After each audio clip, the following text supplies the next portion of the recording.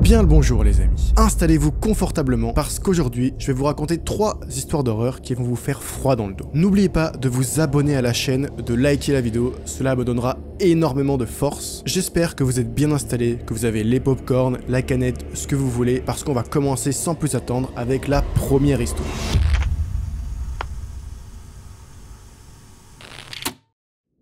On commence avec l'histoire de Clément. Aujourd'hui, Clément a 21 ans, mais à l'époque où il a vécu cette histoire, il n'avait que 12 ans. Clément et sa famille ont pour habitude de partir en Italie pour les grandes vacances, et cette fois-ci, ils sont allés dans le sud de l'Italie, vers Naples. Ils ont pour habitude de prendre une petite maison située en bord de plage. Cependant, cette petite maison avait une particularité, c'était que la salle de bain était située à l'extérieur de la maison. Il précise que la maison est très propre, il n'y a rien d'anormal et que surtout, il fait bon vivre. Durant ses vacances, Clément dort dans la même chambre que ses deux sœurs pour économiser une chambre et donc payer moins cher le loyer pour les vacances. Hormis le petit bémol de la salle de bain, il n'y a aucun souci avec cette maison. Les propriétaires donnent quelques consignes à la famille de Clément histoire que les vacances se passent bien, dont une consigne qui est plus que primordiale, c'était de bien fermer les volets car dans le passé, il y avait eu des tentatives de cambriolage. On sent le truc venir. La première semaine des vacances se passe super bien, la famille de Clément fait quelques escapades dans le coin et ils vont majoritairement à la plage tous les jours, mais Clément est un peu dégoûté parce que n'étant plus en France, il ne capte pas beaucoup le réseau. Quand il dit qu'il ne capte pas le réseau, il parle du réseau italien, parce que étrangement, il reçoit les messages français, chose qui est un peu étonnante surtout dans le sud de l'Italie, mais bon, le principal c'est qu'il reçoit les messages de France et on estime que c'est le plus important. Mais alors, la première semaine, une des sœurs de Clément attrape un rhume et alors là c'est un peu la cata parce que toutes les nuits, sa sœur se met à ronfler. Clément il est dégoûté parce que du coup la première semaine, il dormait de moins en moins et était complètement claqué. Avec l'accumulation de la fatigue, il commence à avoir mal à la tête et il aimerait bien se reposer un petit peu. Mais un matin, avec la fatigue, il préféra rester tout seul à la maison pour se reposer. Sa famille s'en va pour aller visiter les coins aux alentours et Clément reste seul à la maison. À l'époque, Clément il avait pas de portable et son père lui avait laissé le sien au cas où il y aurait un souci. Clément profite enfin de la tranquillité pour se reposer et bien évidemment, il n'arrive pas à dormir. Pour s'occuper l'esprit, il prend le téléphone de son père et joue à des jeux dessus.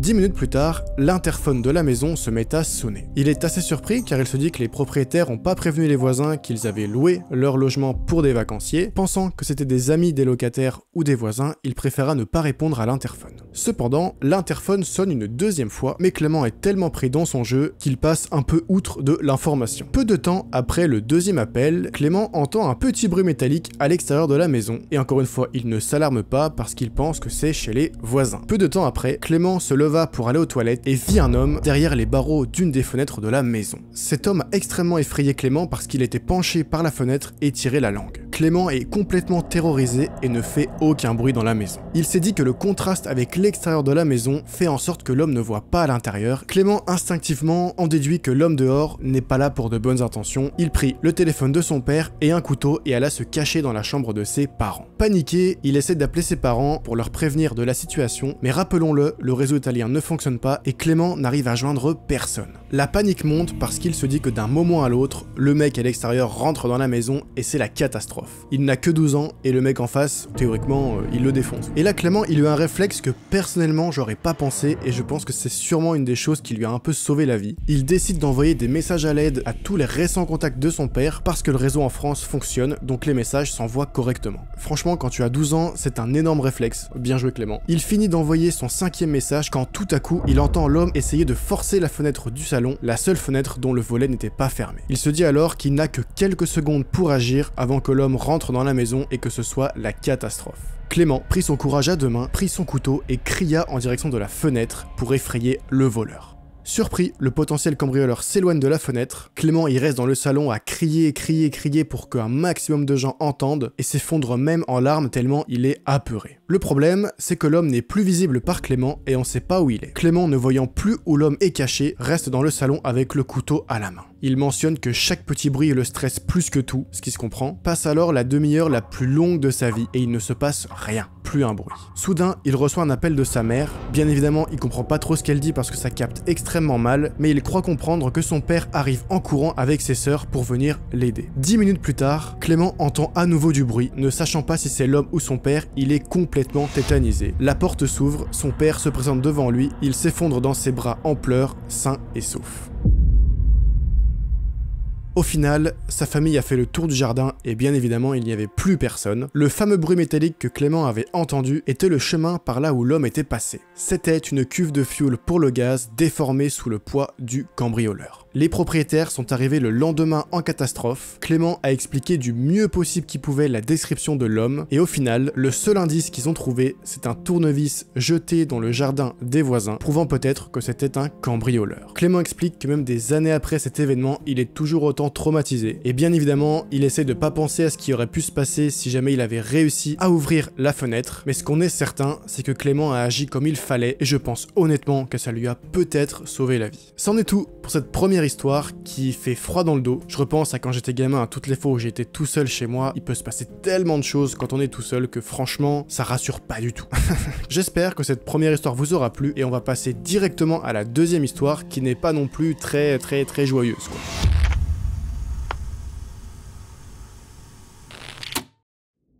On passe alors à l'histoire de Chloé, une histoire qui s'est passée dans l'été 2016. Chloé louait un duplex avec son ancien compagnon dans une petite ville de province. Le duplex était collé à d'autres appartements, ça faisait un peu comme une petite maison. L'entente dans le quartier était plutôt bonne et à première vue, il n'y avait pas de soucis. Mais à cette époque-là, en plein mois d'été, Chloé et son copain ont remarqué que le couple de voisins était parti en vacances car la maison semblait vide depuis 2 semaines. Le copain de Chloé a trouvé un travail à 35 minutes de la maison, dans la grande ville la plus proche de chez eux, mais n'ayant pas le permis, il a dormi pendant 1 mois chez son frère vivant dans cette même ville. Pendant ce temps, leur duplex était en pleine rénovation avec des échafaudages partout à l'extérieur. Le seul bémol de leur duplex, c'était que la chambre de Chloé ressemblait à un cube et 2 murs sur 4 étaient entièrement vitrés, avec simplement des rideaux pour cacher sans volet extérieur. Un des rideaux était cassé, ce qui fait que si des gens montaient sur l'échafaudage, ils pouvaient voir complètement ce qui se passait dans la chambre. Entre-temps, Chloé a constaté qu'elle avait 2 nouveaux voisins qui habitaient dans l'un des appartements collés au leur. Elle décrit les hommes comme grands, tatoués et très forts. Son instinct lui fit comprendre qu'elle n'était pas en sécurité, ce qui peut se comprendre. Elle était quand même pas très rassurée de se retrouver avec des gens comme ça près de chez elle, sachant qu'il y avait un giga échafaudage devant sa chambre. Les jours passent et de plus en plus de fois, les hommes montent sur l'échafaudage pour passer du temps à boire ou à fumer jusqu'à très tard la nuit.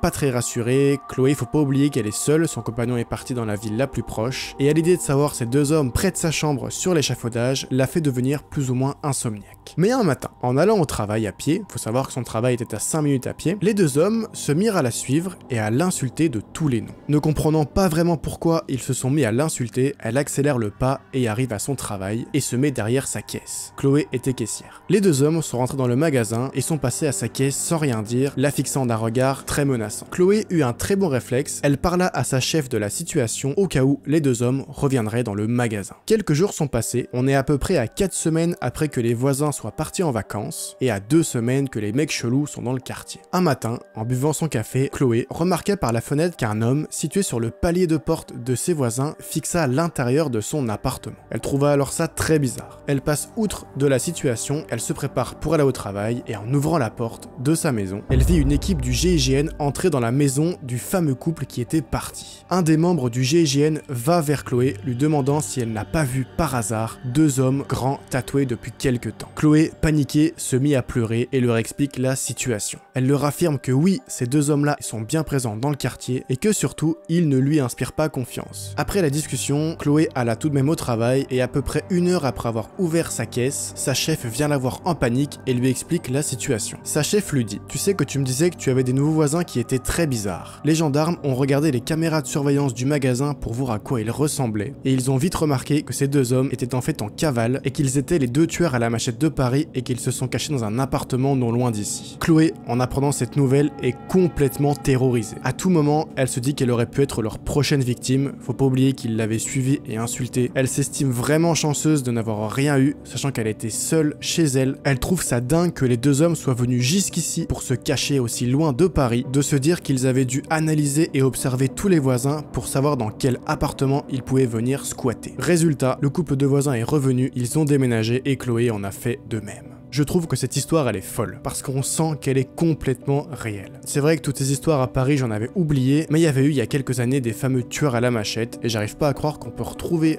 cette histoire sur un thread Reddit. Mais cela dit, Chloé a eu énormément de chance que les 2 hommes n'aient rien tenté, et je pense honnêtement encore une fois que ce qui lui a sauvé la vie, c'est d'en avoir parlé à sa chef et d'en avoir parlé à la police. Bon, eh ben on est déjà bien là.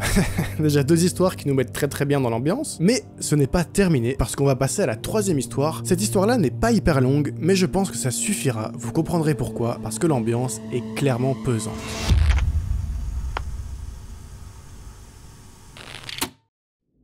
La 3e histoire sera l'histoire de Marine. Les événements se sont déroulés il y a 2 ans. Marine vivait dans un petit logement au rez-de-chaussée. Elle précise qu'elle avait une petite cour séparée de la rue par une haie très grande. Et le gros avantage de ce logement, c'était que le poste de police était situé à 10 minutes à pied. La poignée de sa porte était défaillante et elle était obligée de la fermer aux 3/4 pour être sûre que ça soit bien fermé. Un soir, en rentrant du travail plus tôt que d'habitude, elle remarque que la poignée n'est plus dans la position dans laquelle elle la met à chaque fois. C'est-à-dire qu'elle n'est plus en 3/4, mais elle est plus ou moins en normal. Cependant, la porte est fermée de l'intérieur, elle se dit clairement que son imagination lui joue un tour et qu'elle a simplement dû oublier de la mettre correctement en partant. Elle va se laver, elle se fait à manger, elle passe la soirée sur Netflix et enfin elle va se coucher. Cette nuit-là, elle fait un cauchemar un petit peu particulier. Elle se voyait enfant devant la porte de son appartement, fixant le couloir qui mène à sa chambre. Dans ce cauchemar, son jeune elle répète sans cesse que quelqu'un arrive en fixant le rideau et en poussant un cri horrible. Marine se réveille donc en sueur, elle va dans la salle de bain passer de l'eau sur son visage et se prend un verre d'eau. Sauf que le cauchemar, on va pas se mentir que ça nous laisse un petit peu perplexe. Elle se remémore son cauchemar et en buvant son verre d'eau, elle regarde vers le fameux rideau et son cœur s'arrêta. Elle vit en dessous du rideau des chaussures dépassées et dans le reflet de la fenêtre une silhouette. C'est chaud. Son téléphone est resté dans sa chambre et son seul but, c'est de ne pas quitter cet inconnu des yeux au cas où elle devrait se protéger. Mais la sonnerie de son téléphone retentit et elle eut le malheur de regarder dans la direction de sa chambre.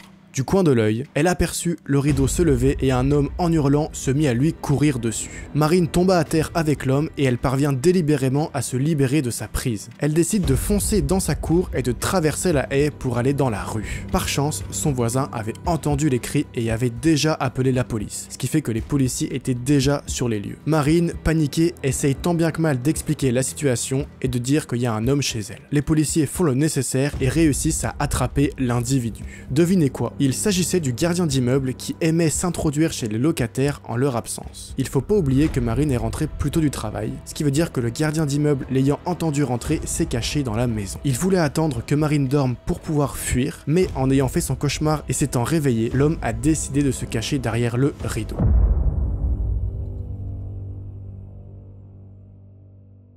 Résultat, le gardien de l'immeuble a encouru une peine de prison et Marine a alors décidé de déménager. Ce qui me fascine dans cette histoire, c'est quand même que le cauchemar qu'elle ait fait avait un lien avec la réalité. Alors là, c'est quand même plus que fascinant, ça veut dire qu'instinctivement, elle a compris que quelqu'un était dans sa maison derrière son rideau. Je trouve ça plus qu'inexpliqué. Ça sera tout pour ces 3 histoires d'horreur. Franchement, ça nous a mis, je pense, suffisamment dans un mal perpétuel. Je le redis encore une fois, mais n'hésitez pas à vous abonner, à liker et à commenter. J'espère franchement que ces vidéos vous auront plu, c'est un plaisir de vous les partager. Moi je vous dis encore une fois à très bientôt pour de nouvelles histoires et en attendant portez-vous bien et à très bientôt. Ciao les amis.